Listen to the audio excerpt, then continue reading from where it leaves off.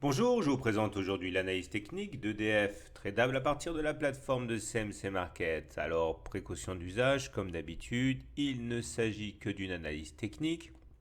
Je ne tiens pas compte des fondamentaux et ce sont les fondamentaux qui doivent l'emporter dans toute décision d'achat ou de vente. L'analyse technique n'est là que pour vous donner des points d'entrée optimaux, rationnels à l'achat et à la vente. Alors, on va commencer par la tendance en cours. Et cette tendance, a priori, elle est toujours haussière. Elle est haussière car, comme vous pouvez le voir, après avoir été descendant, les pics sont maintenant ascendants. De même que les creux. Ça veut dire qu'au regard de ce premier critère, on est en tendance haussière et c'est confirmé par le fait que la moyenne mobile à 150 séances, ici, vous voyez, après avoir été longtemps descendante, est maintenant ascendante. On est au-dessus d'une moyenne mobile à 150 séances qui monte. Ça également, c'est un critère qui généralement fait que nous pouvons dire que nous sommes en tendance haussière. Maintenant, on va s'intéresser aux indicateurs techniques pour voir quelle est la tendance au niveau des outils mathématiques. Et on voit que pour l'instant, ça reste haussier également.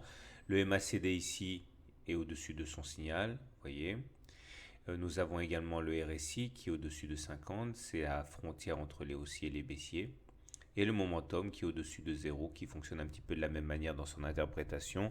Tant qu'on est au-dessus de 0, ce sont les haussiers qui sont aux commandes. Ça veut dire clairement que ça pousse vers le haut. Maintenant, il faudra quand même se méfier de la présence de divergences baissières, ici et là. Vous voyez, on a fait des plus hauts sur les cours entre août et septembre. Par contre, on n'a pas fait de plus haut sur le MACD ni sur le momentum. Ça, c'est un petit bémol qu'on peut présenter dans le cadre de la force haussière du mouvement.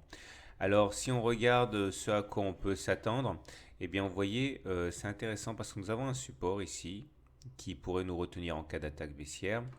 Même si on devait aller chercher les 11,6, 11,7, eh bien on aurait du support. Et le plus important, c'est de voir que nous avons une résistance ici très importante qui a été travaillée quand même pas mal de fois et qui nous a repoussé il y a 3 séances ici et qui est pour l'instant en train de casser par le haut. C'est une bonne nouvelle parce que une cassure de cette résistance libérerait du potentiel avec pour objectif de court terme d'aller chercher les précédents sommets ici et encore là, donc globalement entre 12,3 et 12,8 euros, il y a des objectifs assez intéressants à atteindre. Néanmoins, en utilisant l'Ishimoku, on voit que il faudra quand même s'assurer de quelque chose. D'abord, l'Ishimoku nous donne la tendance. On voit que la tendance est haussière. Vous voyez, on est au-dessus du nuage. Le nuage, c'est la zone qui est un petit peu plus sombre là. Les cours sont au-dessus du nuage, c'est bien. La lagging span en bleu est au-dessus des cours, ça veut dire que la tendance elle est haussière. Maintenant, il faut comprendre que si on reprend cette même résistance qui nous fait, qui nous fait douter depuis pas mal de temps, normalement il faudrait que les cours passent cette résistance, mais que la lagging span aussi passe cette résistance pour se donner de l'air. Donc clairement, tant que la lagging span n'aura pas cassé cette résistance qui est aux environs de 12 pour la lagging span, eh bien, on aura toujours quand même un doute par rapport à la cassure effective de cet obstacle. Bon, alors clairement, regardez les fondamentaux comme d'habitude. Si vous pensez que EDF est survalorisé à 12 euros, eh bien, il faut penser à vendre. Soit vous vendez tout de suite parce que vous êtes vraiment pressé, soit éventuellement vous pouvez envisager d'attendre que l'on casse cette oblique bleu ici aux alentours de 11,8. Si on devait casser cette oblique, eh bien normalement on devrait avoir une grosse attaque baissière.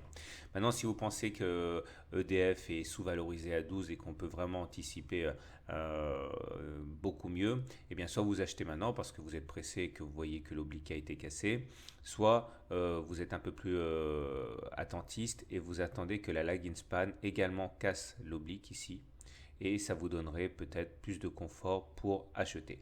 Voilà, il ne me reste plus qu'à vous renvoyer aux fondamentaux et je vous souhaite une bonne semaine et à très bientôt pour une autre analyse technique.